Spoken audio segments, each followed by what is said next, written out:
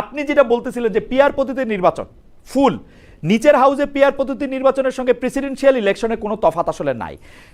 এই পদ্ধতিতে কেন্দ্র দখল হয় না, আপনি এটা বলতে পারেন? আমরা এরশাদ সাহেবের প্রেসিডেন্ট ইলেকশন দেখি নাই, আমরা জেনারেল জিয়াউর রহমানের সাহেবের প্রেসিডেন্ট ইলেকশন দেখি নাই, রাইট, আমি আপনার সাথে আমরা শেখ মুজিবুর রহমান সাহেবের প্রেসিডেন্ট ইলেকশন দেখি নাই। না, প্রেসিডেন্ট ইলেকশন হচ্ছে, কিন্তু PRA it is not just exactly as a presidential election. Absolutely exactly, বাকিটা পার্থক্য হচ্ছে একাডেমিক। না, পার্থক্য এই জন্য আছে যে সেখানে প্রেসিডেন্ট, এখানে যে সমস্ত স্টেক হোল্ডার আছে তারাও সেখানে থাকবে, কিন্তু স্পেসিফিক কেন্দ্র দখলের যে বিষয়টি আছে সেই জায়গাটা এখানে আমি মনে করি যে তাহের ভাই, আপনি আপনার কর্মী, তাহের ভাই আপনি আপনার কর্মীরে 14 গ্রামে বলবেন যে তুই ওই কেন্দ্র পাহারা দে, সে দখল করবে না পিআর হইলে? আর আমি মনে করি অনেক কমে যাবে, যেহেতু একটুও কমবে না তাহের ভাই, একটুও কমবে না, কারণ আপনাকে প্রেসিডেন্ট বানানোর জন্য, আপনাকে প্রধানমন্ত্রী বানানোর জন্য উনি সেই কেন্দ্র দখল ওইভাবেই করবেন যেতটুকু উনি এমপি হওয়ার জন্য করতেন, আরো বেশি করে করবেন।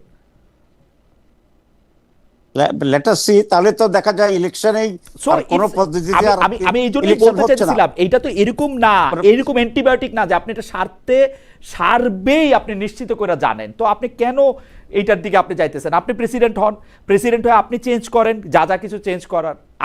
আমার হাম্বল ওপিনিয়ন হচ্ছে যে যেহেতু এখন একটা সময় এরকম যে আমরা আমাদের কে কোন অবস্থানে আছে এটা পরীক্ষা করে দেখতে পারি, আমরা এটা পরীক্ষা করে দেখি, যত সময় যাইতেছে তত কি এটা আরো ডিফিকাল্ট হইতেছে না সবকিছু মিলে, আইন শৃঙ্খলা? না, সবকিছু মিলে এই জন্য আমরা তো বলেছি আমাদের ফেব্রুয়ারি ইলেকশন যেটা, এটা আমরা চাচ্ছি, কারণ ফেব্রুয়ারি ইলেকশন না হলে দেশ নানাভাবেই আরো জটিলতার দিকে চলে যেতে পারে। কিন্তু তার আগে আমরা যেটা বলেছি, একটা ফেয়ার ইলেকশনের জন্য যে লেভেল ফিল্ড দরকার সেটা এস্টাবলিশ করতে হবে, যেটা এই সরকার ইতিমধ্যেই 2-3টা বিষয়ে তাদের যে উদ্যোগ নিয়েছে সেখানে তার এটা ব্যর্থ ঘটিয়েছে বলে আমি মনে করি। যেমন আপনার ফেব্রুয়ারির যে ইলেকশনটা ডেটটা, এই ডেটটা উনি একটি দলের সাথে লন্ডন গিয়ে যৌথভাবে ঘোষণা করার এটা কোনো সঠিক পদ্ধতি ছিল না। এর দ্বারা এটা একটা খুবই মানে দৃষ্টিকটু এবং খারাপ জিনিস হয়েছে, এটা আমি আই মাস্ট অ্যাডমিট। আচ্ছা, দিস ইজ ওয়ান। সেকেন্ড হচ্ছে, দেখেন 5th অগাস্টে আমরা একটা ন্যাশনাল সেলিব্রেশন ছিল আমাদের, যেদিন স্বৈরাচার পালিয়ে গেছে সেদিন, কিন্তু সেদিনেই মাত্র কয়েক ঘন্টা পরে রাতের বেলায় উনি টেলিভিশন ভাষণ দিয়া সেখানে নির্বাচনের মাস ডেট ঘোষণা করলেন।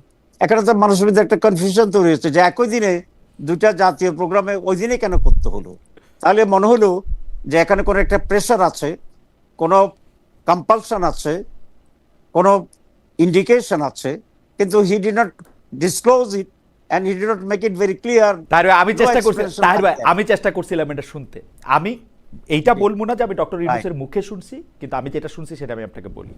সেইটা হচ্ছে ডক্টর মোহাম্মদ ইউনূসের কাছে তথ্য হচ্ছে জামায়াতে ইসলামী বলছে রমজানের আগে ইলেকশন করো, কারণ রমজানের সময় ইলেকশন করলে আমাদের নানা রকম, তো রমজান আগে ইলেকশন মানে এক্স্যাক্টলি ফেব্রুয়ারির ফার্স্ট উইক, যেটা এখন উনি বলতেছে, এইটা আপনারা সবার আগে বলছেন। তাহলে আপনারা এটা বলতেছেন, বিএনপি বলতেছে এটা ডিসেম্বরে ইলেকশন করো। ডক্টর মোহাম্মদ ইউনূস জামায়াতের কাছে ওই ক্রেডিট প্রত্যাশা করেন যে জামায়াতের ডেটেই যে উনি ইলেকশন করাইতে তারেক সাহেবকে রাজি করাতে পারলেন, উনি মনে করেন আপনারা তাকে হাততালি দিবেন, শুভেচ্ছা দিবেন এবং প্রশংসা করবেন।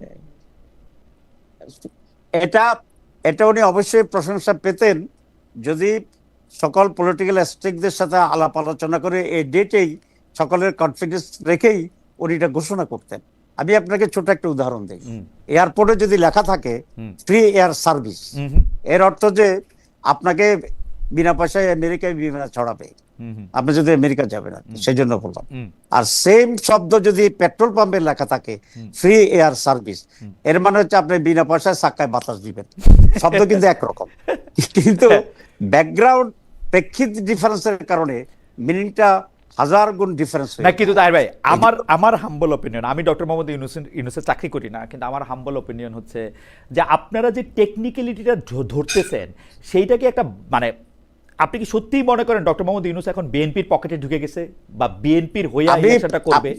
না, আমি সেটা মনে করি না যে উনি কারো পকেটে গেছে, কিন্তু আমি এটা মনে করি যে he is not handling the things properly. He could not do, and this is my main question. আপনি দেখেন লন্ডনে যখন এই ঘোষণা আসলো তার সাথে সাথে সেক্রেটারিয়েটে আপনার আবহাওয়া চেঞ্জ হয়ে গেছে, মানুষ ধরে নিচ্ছে যে বিএনপি ক্ষমতায় চলে আসতেছে।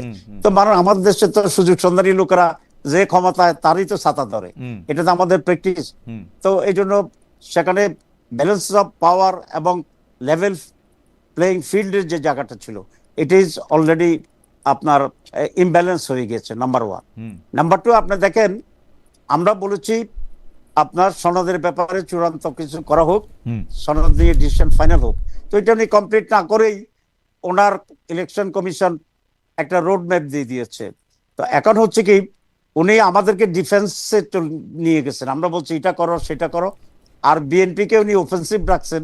তাদের মতো ইলেকশন হচ্ছে, রোড ম্যাপ হচ্ছে, এবং দে আর very much serious for the papers of এই জন্য কি ধরেন জামাতে ইসলামীর নেতৃবৃন্দর কাছ থেকে সরাসরি না বলা হলো, এটা বলা হইতেছে তোমরা যেরকম ভাবতেছো ইলেকশন কিন্তু হবে না। ইন্টারেস্টিংলি জামাতে ইসলামী এবং আওয়ামী লীগ একই রকম কথা বলছে, ইলেকশন কিন্তু ফেব্রুয়ারিতে হবে না, ডক্টর মোহাম্মদ ইউনূস কিন্তু ইলেকশন করতে পারবে না, ডক্টর মোহাম্মদ ইউনূসের ক্ষমতা থেকে বাদ দিয়া ওয়াকার সাহেব আইসা জরুরি অবস্থা করবে, এটা বলা হইতেছে যাতে এত সুখ শান্তি তাদের না লাগে, ঠিক না? আচ্ছা, এই ব্যাপারে বোধহয় আমরা মিস ইন্টারপ্রিটেড অর মিসআন্ডারস্টুড। কারণ জামাত কখনো এটা বলে নাই যে ফেব্রুয়ারিতে ইলেকশন হবে না, বরং জামাতে স্ট্রেস করছে ফেব্রুয়ারিতে যাতে ইলেকশনটা হয়ে যায়। কিন্তু আমরা বলেছি to make election fair, equal level playing field, to give the image and impression to the people যে election will be very much. কিন্তু সেই ইমপ্রেশন, আচ্ছা তাহির ভাই, সেই ইমপ্রেশনটা কেমনে দিবে এটা আমাকে একটু বলেন তো, যে 1 2 3 ডক্টর মোহাম্মদ ইউনূস কি জামাতে ইসলামীতে জয়েন করবেন? জামাতে ইসলামীর আমির সাহেবকে কি কাউকে বলবেন যে আপনি এসে একটা প্রধান নির্বাচন কমিশনার নিয়োগ দেন, অথবা ডক্টর আব্দুল্লাহ তাহেরকে কি বলা হবো যে আপনি নির্বাচনটা পরিচালনা করেন? মানে কি করলে উনি বুঝাইতে পারবেন যে এটা লেভেল প্লেইং ফিল্ড হয়েছে? এক নম্বর হচ্ছে যদি আপনাকে প্রদান করে দেয়, আমাকে প্রদান করে দিলে, আমি ইলেকশন কমিশনার প্রধান হইলে ভালো ইলেকশন করবো, কিন্তু এটা তো আমাকে তো দিবে না।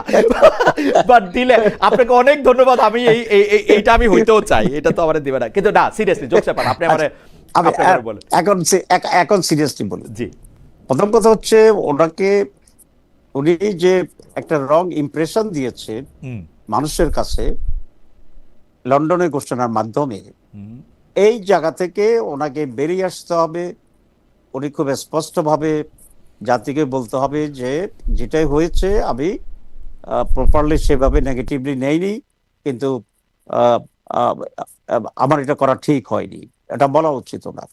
2 নম্বর হচ্ছে যে রোড ম্যাপটা হয়েছে, আমি আপনাকে বলি, পিআর আমাদের সংবিধানে বলেছে ইলেকশন হবে, পিআরএ না ট্রেডিশনাল হইতে, এটা কিন্তু স্পেসিফিক করার নেই।